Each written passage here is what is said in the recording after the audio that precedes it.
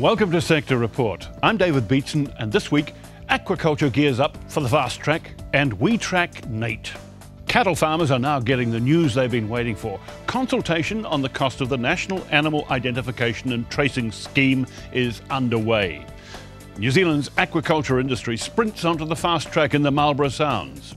We supply something that's unique, highly sought after, high value, so it has all the ingredients for a great New Zealand success story.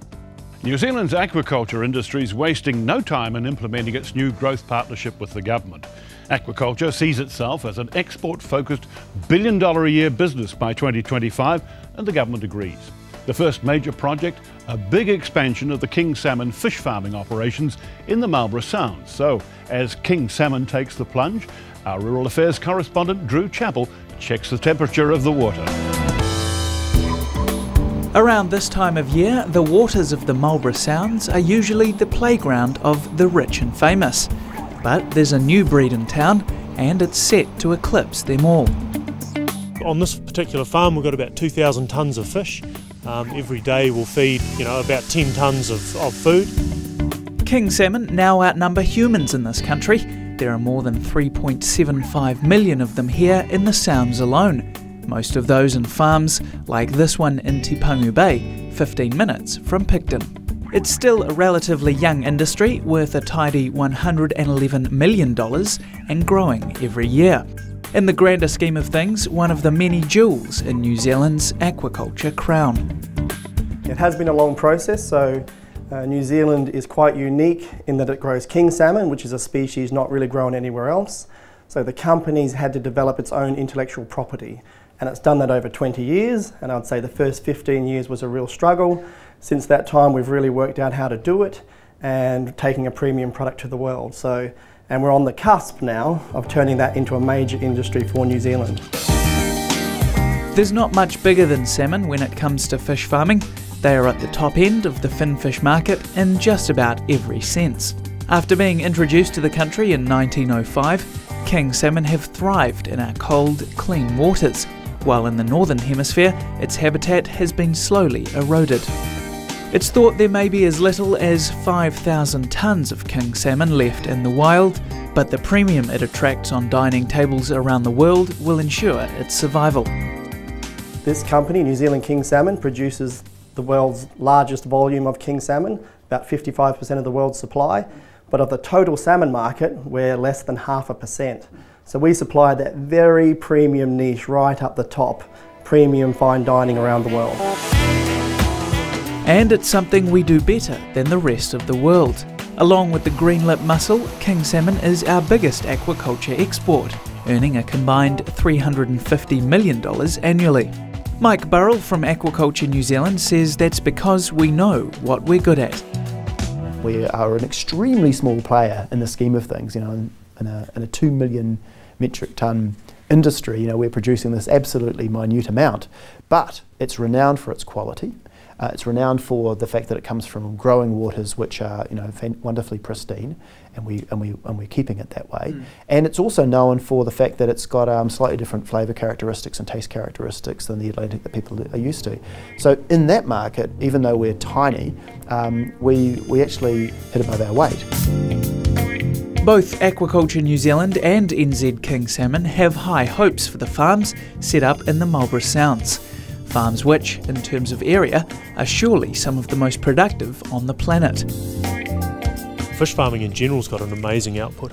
This farm's about 1.1 hectares. It produces 2,500 or 2 to 2,500 tonnes of salmon per year. And it generates $20–25 million worth of sales, so it's incredibly intensive.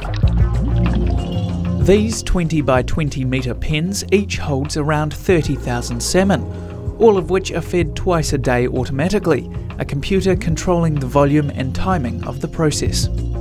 The salmon get 2 to 3 meals a day, and we feed them so that they're full, basically, maximise their growth, make sure they're growing, they're nice and healthy.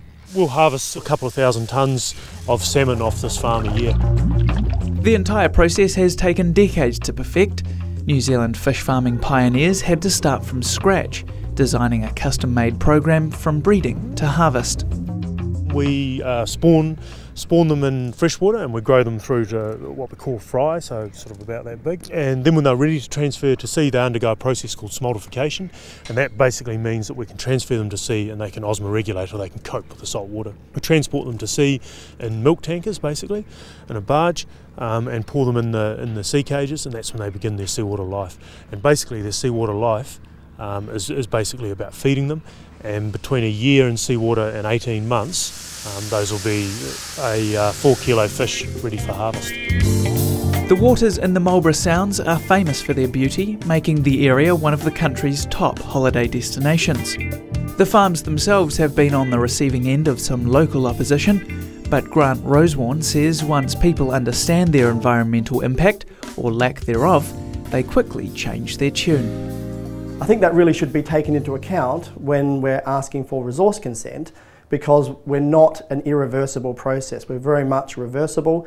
But the other thing I'd say is we've been on some of our sites for 20 years now. If there was going to be a problem, we would have had them. The salmon farming industry here in New Zealand is aiming for a goal of $500 million in revenue by the year 2020. An ambitious target, but one the new aquaculture amendment laws may help to achieve. New Zealand king salmon alone plans to open a new farm like this every year for the next 5 years. That's another 10,000 tonnes of salmon heading onto dinner plates at home and abroad. We absolutely could have self-sufficient in feed, education, the building of the farms, the technology around actually constructing farms, net technology, actually the growing of the fish. All of that could be a great New Zealand story.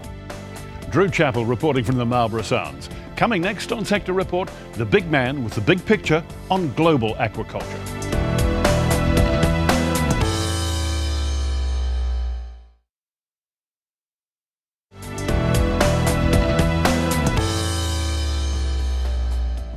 Welcome back to Sector Report.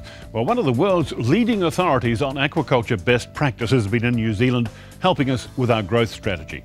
Roy Palmer, who's been involved in most facets of the industry from farm to plate for 40 years, is Business Development Manager for Best Aquaculture Practice, the world's leading certification program developed by the Global Aquaculture Alliance. Our correspondent Drew Chappell finds out more. Well, Roy, thank you for joining us here on Sector Report. If we could start off with a little bit from the World Aquaculture Society, which you are the past president of the Asia Pacific region. Now, on their website, they state that the primary focus is to facilitate communication and information exchange, bit of a mouthful, on high priority topics and emerging issues within the aquaculture community. Now, in an industry which values intellectual property so highly, wouldn't there be a tendency for people to keep that to themselves? Yeah, look, it's a very important point, and certainly there are certain aspects to science that people will want to hang on to. But, you know, around the world today, you look at, say, something like the iPad and all those sort of things. Look at all the imitations of that today. You know, so other people find other ways of doing these things. The most important thing, I think, in our industry is, you know, is sharing these things. I think I recognised this more when I got into training. When I was involved in industry, it was mine, you know. I got into training and all of a sudden I changed my feeling that it was about, I've got to share this information. And I think one of the problems an industry always makes an error is we always think that individually we have this, we're the only one with this. And actually when you go to the place next door, they've actually got the same, but you didn't realise it because everyone's secret. And I think that's the thing. So what this is all about is, it obviously was about science, particularly in research, and sharing that science and research, but not necessarily in your own country, but sharing it around the world. So the World Aquaculture Society has between 4 and 6 meetings a year, as in conferences. And we've got that coming to the Southern Hemisphere in 2014 in Adelaide, and we're hoping to get over 3,000 people to that. Now, your speech at the conference is entitled Connecting Health and Sustainability. Now, maybe just talk us through that. What I'm going to be focusing on is the fact, okay, people do know about seafood and health, but, you know, if they know that much about it, why aren't they consuming more seafood than they do? I think that's a sort of one of these things that we accept, that people know that. But, you know, you take things like pregnant women. I mean, pregnant women or women about to become pregnant should be eating a lot more seafood than they do. And there is so much evidence that your child will be brighter and you know, cleverer and all these other sorts of things and have more sort of functional activities if you eat more seafood. At the end of the day, they talked about seafood as a protein, but it's more than that. If you don't have omega-3s, you don't have a brain, you don't have eyesight. You know, that's how important omega-3s are. So that's why, you know, people like Professor Michael Crawford talk about how we evolved out of the oceans. You know, so there's an enormous amount to come out of this. And we as an industry have never taken full reign of this opportunity. We don't engage with the GPs, we don't engage with the health departments, we don't engage in all those areas. And if we did, and that message was coming out in a much better way, then that would be fantastic. Now, in the last few years, Asia has been identified as a key market for us, both in terms of exports and imports, in particular China. Now, what big changes do you see going on in Asia that will certainly affect the way we do business with them and will affect our aquaculture? It's a good question. Bear in mind that China is going to become an importer of seafood as against being an exporter of seafood. Over the next 5 years, you're going to see a massive change in that area. So, and the other thing to bear in mind, you heard today about the move from the west to the east as far as population's concerned. Now, think about the middle class. The middle class, FAO's figures are about 500 million people at the moment, middle class in Southeast Asia. 2030, there will be 3 billion in that area of middle class. Now, there's two things to think about there, okay? One is, as they become middle class, like us all, we get a few more dollars in our pocket. We want to live a little bit better, you know. We'll buy the extra. We'll go the extra length and buy a better food or better wine or whatever, you know. And so that's what will happen in the fullness of time. They will do the same thing. And as they do that, maybe their countries, you look like Vietnam and Thailand and these countries where all these people are going to be, they might determine, well, we can't export like we have done. We're going to have to hold that product back for our people. So we're not going to export anymore to Australia and these other countries. So all of a sudden, where are we going to get that product from? So that's why having a very strong industry is important to us, because it's about food security. We want to be able to control these sort of situations. And the other thing is we want to have fresh product. People always look at seafood and they say, I want fresh product. And you know, we won't have that if we just rely on imported product all the time. And so that's a wonderful thing to have. So I think there are lots of reasons why. There's the employment angle. There's the fact that we've got control of our own destiny in that respect. So there's all these other angles to this story. Now in Australia, it has previously been the fastest growing primary sector, that is aquaculture. But you think there may be troubles just under the surface, so to speak?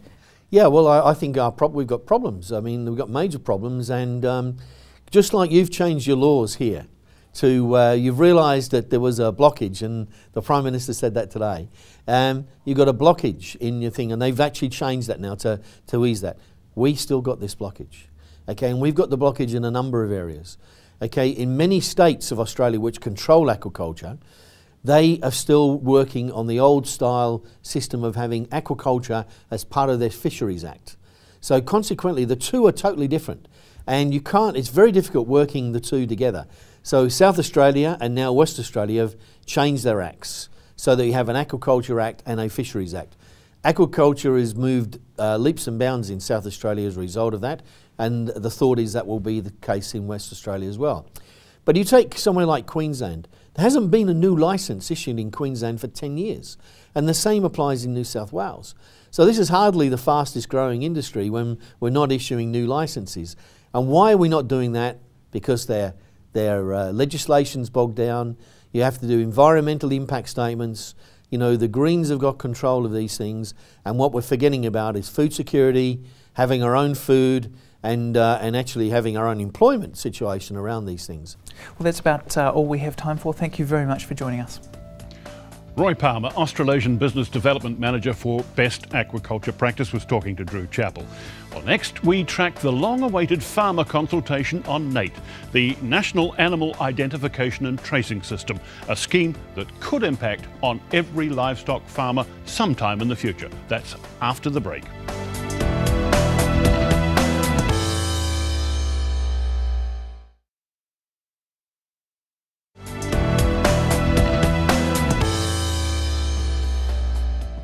Welcome back to Sector Report. Well, the news on NAIT is now on its way to cattle and deer farmers throughout the country. They're being consulted on a proposed levy to operate the mandatory scheme for nationwide animal identification and tracing. The NAIT scheme is due to come into effect for cattle in July next year and for deer in March 2013. The industry-owned company formed to manage the scheme wants feedback on a range of issues, including the costs to farmers, and that's proposed to be about $2.50 an animal. Last week, Russell Bernard, the Chief Executive of NAIT, joined us to discuss the scheme's introduction. Welcome, Russell. Tell me, when are farmers going to get the information they're going to require on charges and cost recovery? That's being released this week, David. So we've currently being paid for by the government and a mixture of shareholder funding from Beef and Lamb, Dairy NZ and Deer Industry New Zealand. We're consulting on a proposal for that to move to direct charges on farmers, on tags and slaughter levies. Can you tell me what the critical questions are going to be asked in the course of this consultation are going to be? Sure. It's what's the total sum that should be recovered? Is that fair? And how should it be recovered? So through tag levies or through slaughter levies. And what happens if the answer is a resounding no, it's not fair? Well, there's always going to be a cost associated with delivering the scheme, and it's always been part of the arrangement that there would be charges to farmers. What we're really interested in is how is that spread, and should it be through tag levies, slaughter levies, or other mechanisms that farmers may think. So will you be laying it out in a sort of, here are the real costs of doing the thing, here are the real benefits that can be derived from it. Is that the kind of information you'll have? We're trying very hard to be as transparent as we can, to say, look, this is the structure that we've got. We've tried to do it as cost effectively as we can to deliver this in a pragmatic way that works for farmers. Here's the costs and here's how we think that should be recovered. Now, you've already been doing one round of consultation, I know, which just ended at the end of October. Who was that with and what was that about? So this is what we call accredited parties. So this is part of a model that says we don't want to duplicate services where the existing organisations such as meat processors, sale yards, data providers can deliver NAIT services for and on behalf of farmers. Why duplicate it is my model. So what we're trying to do there is to have an accredited process where we can basically say you're a trusted organisation who can deliver services for and on behalf of farmers. That's what that accreditation process is about. You're actually a joint sort of industry government operation. Who do you effectively answer to? Well, I answer farmers. So I'm chief executive of a company that's a private sector company. It's owned by farmers, so it's owned by Beef and Lamb, Dairy NZ and Deer Industry. But we work obviously closely with the government as the regulators. I like to say we put the practical gumboots on the government's policy. Okay, let me backstep now and ask you, you've done this first round of consultation with the people who will become the accredited effective accredited operators of the system. What kind of issues did you identify in that process? Well, we were trying to make sure that we lowered the barriers. So we said, what is the minimum that we need to do so that we can get the data from those providers that is accurate, so that we can get movement data, slaughter data, etc., in a way that's efficient and into our central database. Mm-hmm. How do we do that without imposing new costs and unreasonable costs on those providers? So that was really what the questions were about. The response has been mostly positive, or in fact overwhelmingly positive, that we've got the balance about right. We'll obviously have to change around the edges. So having done that, and you then move to the farmer consultation on cost recovery, when do you actually wrap up all the consultation and get into a situation when you've got everything finalised and in place? I mean, there's a step I'll come to, because at this stage you're doing your consultation, but as I understand it, the law has not actually been passed by Parliament. So when will you finish this consultation and what happens after that? Right, okay, so the cost recovery consultation will finish by the end of the year. We'll do the submissions and analysis on that early in the new year and provide advice to the Minister for Biosecurity in around about February. The law, the Act, is gone through its second reading in Parliament at the moment, and we're looking at having that passed probably in March and April next year. And that'll lead us towards regulations which are already well consulted on by MAF, being passed by July. Are you sure nothing can change in the law that might affect the regulations? Well, there's always a risk. There's always a minor risk. But at the end of the day, we've got bipartisan support from across the parliamentarians. A majority of parliamentarians support this. They've looked at the technical details in the bill and have reported that back. And there might be some minor changes, but I don't see any substantive ones. So when will you get to a stage where you can actually put a system in place, see it up and running, and know that it's doing the job? Yeah. Really good question, because we're trying to phase the delivery of our system. So we're starting in February with registration of people and locations, so you can get your NAIT number from us from February through to July. So we're trying to give us longer period as we can for that. We'll be going out with road shows, we'll be going to all the field days, etc., to try and get to the farmers to say, here's what the obligations are, here's how you have to meet them, and try and make those as easy and as understandable as we can for the farmers. Mm-hmm. Now, what are their options in terms of getting information to you? There's a suite of options that they have available. Our preference is obviously using our website, so the more you can use the website, the cheaper it is for us to operate. Obviously using the accredited entities, so meat processors, sale yards, the livestock improvement corporations and CRV AMBREEDs of this world can do a whole heap of the movements for and on behalf of farmers, so build off that. If you don't have those capacities, we've got powers for delegation to your friend, your neighbour, your daughter, your son, whatever, and ultimately we do have a call centre capacity that we're going to build.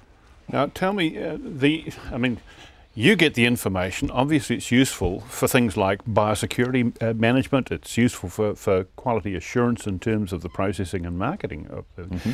Are there really benefits to be derived by the farmer in terms of farm management practice, and how will that work? Right. Increasingly we do see that.